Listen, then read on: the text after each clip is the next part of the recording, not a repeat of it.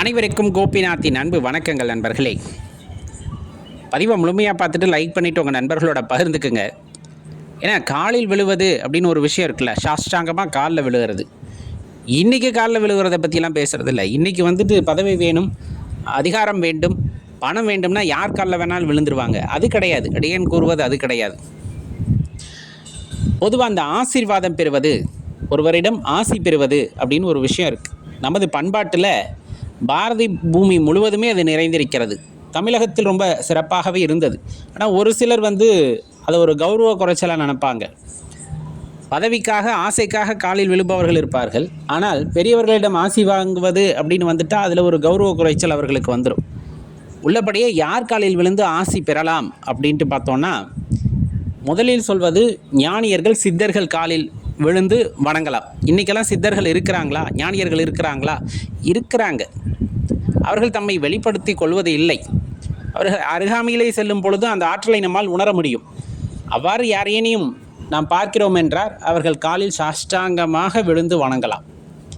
இரண்டாவது, குருமார்கள் காலில் எந்த தயக்கமும் இல்லாமல் நாம் விழுந்து வணங்கலாம். குருவிடம் ஆசீர்வாதம் பெறுவது அப்படிங்கிறது நவகிரகத்திலே உள்ள குருவிடம் ஆசீர்வாதம் வாங்குவதற்கு ஈடானதாகும். அது நம்பிக்கை மட்டுமல்ல, அது உண்மையும் கூட. போக போகத்தான் புரியும். அந்த குரு பக்தி அப்படின்னு சொல்லுவாங்க இல்லையா, அந்த மாதிரி தான். குருவிடம் ஆசீர்வாதம் கிடைக்கிறது அப்படின்னா நீ வாழ்க்கையில் எவ்வளவு பெரிய தடைகள் வந்தாலும் அதை உடைத்து போகக்கூடிய ஆற்றல் அப்படிங்கிறது உங்களுக்கு இருக்கும். குருவோட ஆசி அப்படிங்கிறது அவ்வளவு சிறப்பானது. ரொம்ப முக்கியமாக சொல்லப்போனால் தாத்தா பாட்டி அம்மா அப்பா இவங்க காலில் எந்த சங்கோஜமும் இல்லாமல் விழுந்து கும்பிடலாம்.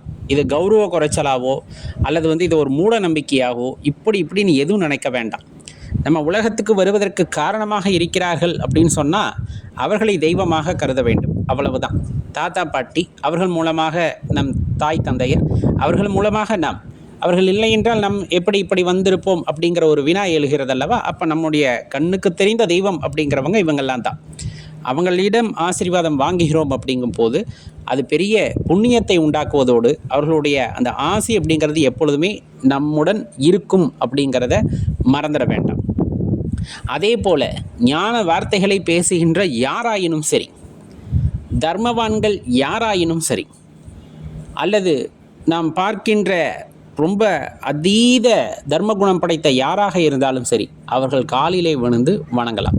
ஐயா, அவன் ரொம்ப சின்ன பையனாக இருக்கார், வயதில் குறைந்தவராக இருக்கிறாரே, ரொம்ப தர்மவான், நல்லா தெரியும், பார்த்தாலே புரிகிறது, அடியேனை விட ரொம்ப மேன்மையான குணமுடையவராக இருக்கிறார். ஆனால் எனக்கு வயது அப்படிங்கிறது ஒரு பொருட்டாக தெரிகிறது, எனக்கு அந்த இடத்துல இடம் கொடுக்கல மனசு அப்படின்னா, நீங்கள் உடலில் உள்ள வயதை பார்க்கிறீர்கள், ஆனால் அந்த ஆன்மாவுடைய வயது அப்படிங்கிறது யாராலும் கணிக்க முடியாதது.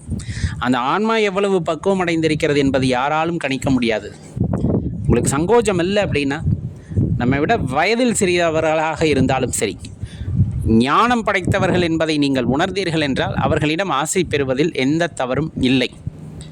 அதை மனசில் வச்சுக்கணும். ஏன்னா இன்றைக்கி காலகட்டத்திலையும் பார்த்தீங்கன்னா நம்மை விட சிறிய வயதுடையோர்கள் நிறைய அற்புதமான கருத்துக்களை பேச வல்லவர்களாக இருக்கிறார்கள். அதிலும் ஆன்மீகத்திலே சில பல புரிந்து கொள்ள முடியாத விஷயங்களை எல்லாம் ரொம்ப எளிமையாக எடுத்து விளக்கக்கூடிய ஆற்றல் படைத்தவர்களாக இருக்கிறார்கள் என்றால் அவர்கள் வயதோ அனுபவமோ கிடையாது.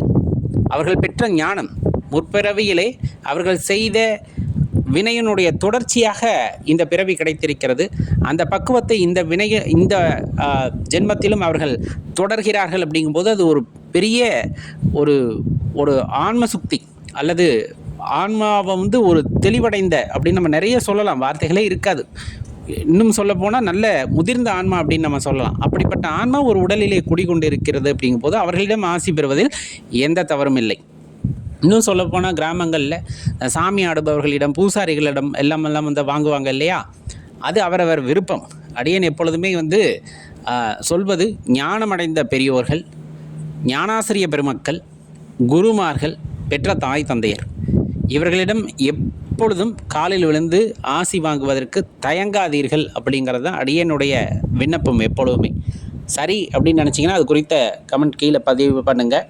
இல்லை தவறுன்னு நினச்சாலும் சொல்லுங்கள். அதுக்கான விளக்கத்தையும் அடியேன் கொடுக்க கடமைப்பட்டுள்ளேன். நன்றி, வணக்கம்.